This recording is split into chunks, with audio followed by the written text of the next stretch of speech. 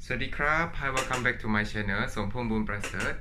Okay, hari ni saya nak buat video pasal kuarantin wajib untuk orang yang untuk kemasukan ke Sarawak daripada Semenanjung, KK dan Labuan, sebab saya baru balik daripada KL last week. Lepas tu ramai orang mesej saya, PM saya dekat IG dengan Facebook pasal kuarantin, pasal prosedur semualah. So saya dah kumpul semua soalan yang orang tanya saya dekat sini. So saya akan jawab satu-satu lah. Okay, first soalan yang orang tanya, macam mana prosedur kat airport? Okay, basically macam ni je.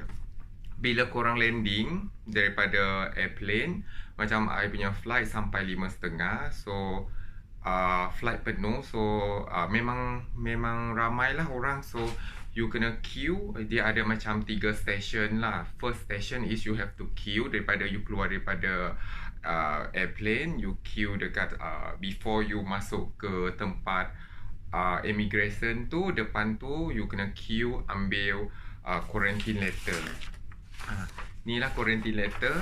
Quarantine letter ni you kena fill benda yang diorang tick je. Okay, so you kena tulis nama, IC, you punya address dekat Kuching, lepas tu you punya contact number. So dia ada 2 kopi lah, 1 kopi untuk you dan 1 kopi lagi untuk IK, Inspektor Kesihatan akan cek dan dia akan simpan 1 kopi. Okay, tapi yang penting dekat sini ialah korang kena tulis nama korang betul-betul, mengikut IC. Lepas tu alamat korang yang betul. Lepas tu paling penting kat sini ialah contact number. Contact number korang tu mesti tulis dengan jelas huruf, supaya senang orang nak trace you punya contact number, nak WhatsApp you result, semua tu lah. So nombor telefon tu kena betul-betul tengok. Okay, so after you isi borang, lepas tu you akan diberi apa tu? Akan diberi gelang lah, gelang warna putih. Okay, dengan kertas instruction semua ni lah. Ini akan bersama dengan gelang tu dalam plastik macam ni. Okay, so diorang akan buka plastik ni, letak gelang tu dekat tangan korang. Okay, dia ada instruction dia lah, ada nombor telefon apa semualah. Kalau korang nak tanya apa-apa, dekat sini ada semua instruction, nombor telefon semua. Tapi dekat sini dia ada, dekat bahagian belakang ni dia ada macam ni punya instruction. Bila you dah sampai rumah baru you buat benda ni tau, sebab dia nak tahu location korang dekat mana. Okay, so you guys kena pergi scan dekat tag. Saya dah buang saya punya tu. Dekat korang punya gelang tu ada barcode. Barcode tu sama dengan barcode yang kertas yang dia bagi. Okay, yang gelang dengan yang kat sini sama. So korang kena scan sama ada dekat sini atau ke gelang. Korang masukkan nombor IC, lepas tu password dia stay home. Lepas tu korang login. So first login korang tu maksudnya itulah tempat korang akan quarantine. Kalau korang quarantine kat rumah, kat situlah next untuk korang login lagi tu mesti tempat yang sama. Okay, okay, so first korang dah login, korang dah masuk location korang kat mana. Step yang keempat ialah korang masuk location korang kat mana, lepas tu save. Okay, tu settle untuk first day korang sampai rumah tu. Lepas tu dia ada kat sini korang kena check in ataupun kena log in location korang 2 kali sehari, pukul 8 pagi dengan pukul 8 malam. Okay, so pukul 8 pagi korang kena pergi scan korang punya wristband tu. Lepas tu save location macam biasa. Lepas tu untuk pukul 8 malam pun sama, korang kena scan save location. Okay, okay. Lepas tu ini sajalah dia punya pasal gelang tu. Okay, lepas tu lepas korang dapat gelang, lepas korang pakai gelang tu, korang kena queue untuk pergi ke masuk dalam lah, masuk bahagian sebelum immigration tu kan ada kawasan luas tu, kat situ adalah ada meja, ada 4-5 meja lah untuk pegawai inspektor kesihatan cek korang punya borang kuarantin tadi. Kuarantin order ni dia akan cek, dia akan tulis tarikh daripada bila ke bila, lepas tu dia akan sign job authorized official lah, yang officer yang akan sign semua ni. Lepas tu satu kopi ni dia akan bagi dekat you bersama dengan nama, stiker nama untuk korang ambil stiker tu pergi ke tempat swab. Okay, tempat swab tu tepi lagi sebelah dia.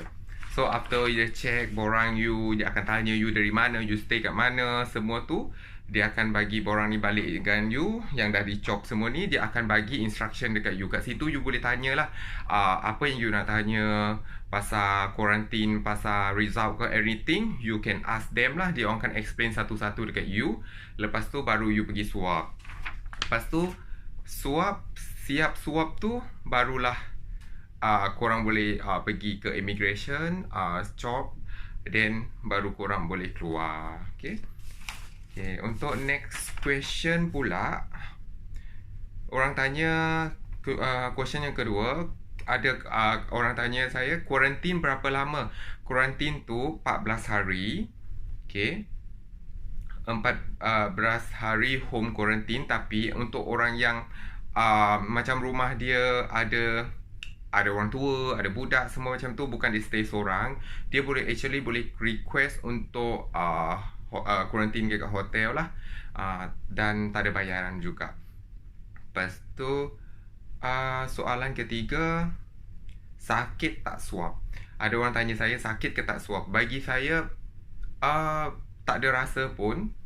Okay, tak ada rasa sakit pun, biasa je. Okay, mungkin ada orang yang sakit lah, tapi bagi saya rasa benda tu langsung tak sakit lah.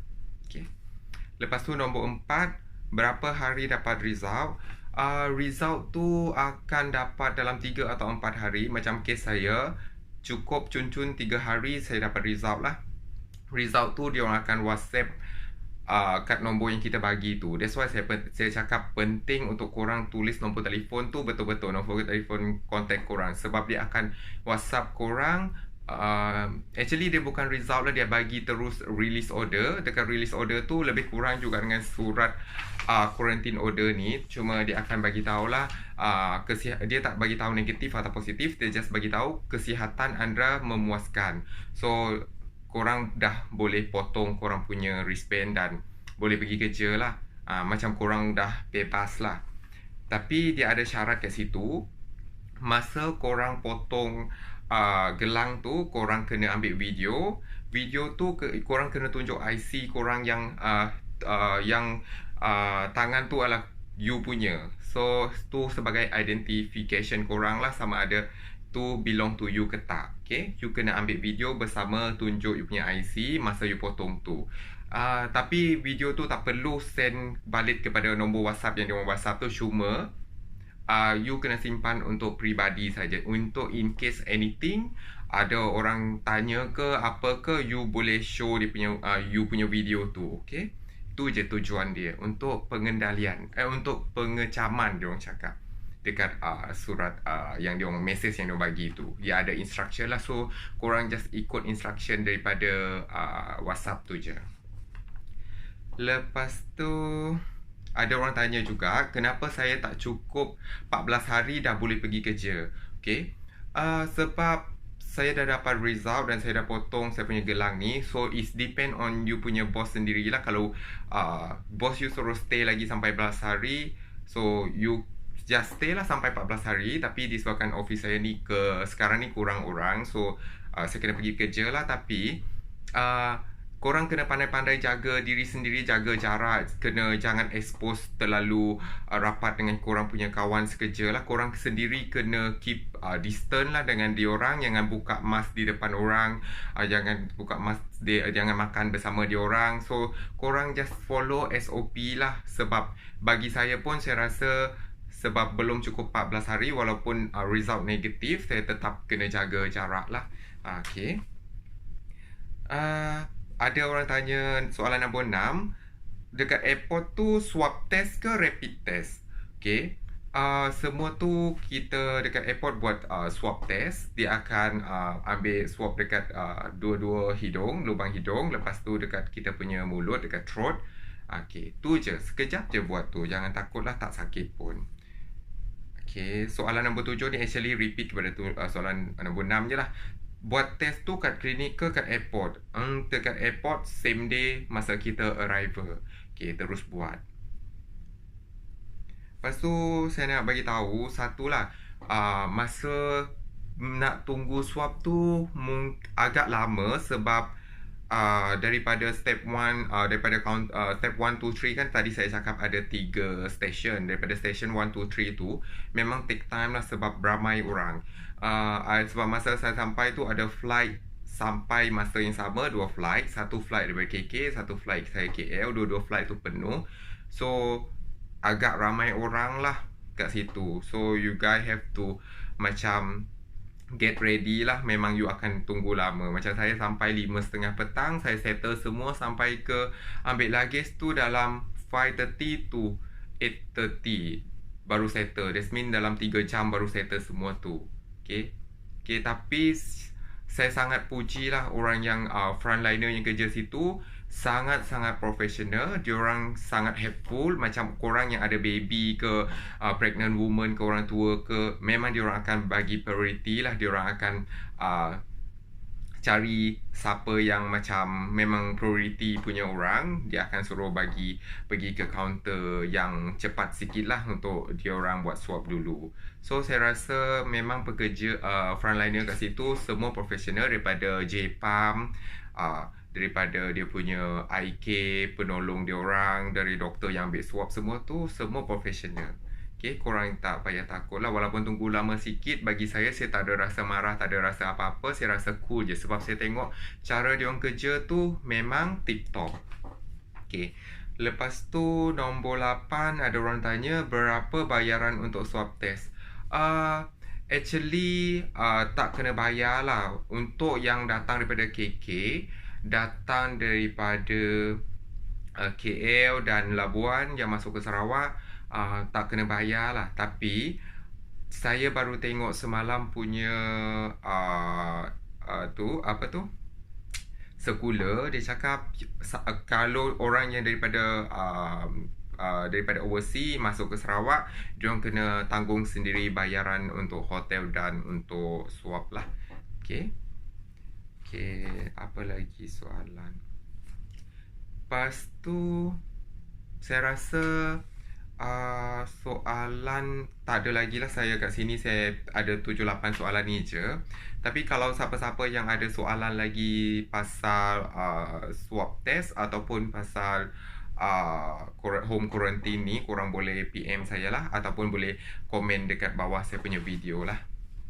Okay, anyway, thank you for watching. Jangan lupa share, like saya punya video dan subscribe saya punya channel. Okay, saya sekejap ni nak pergi kerja dah. So thank you for watching. Sawadee krap.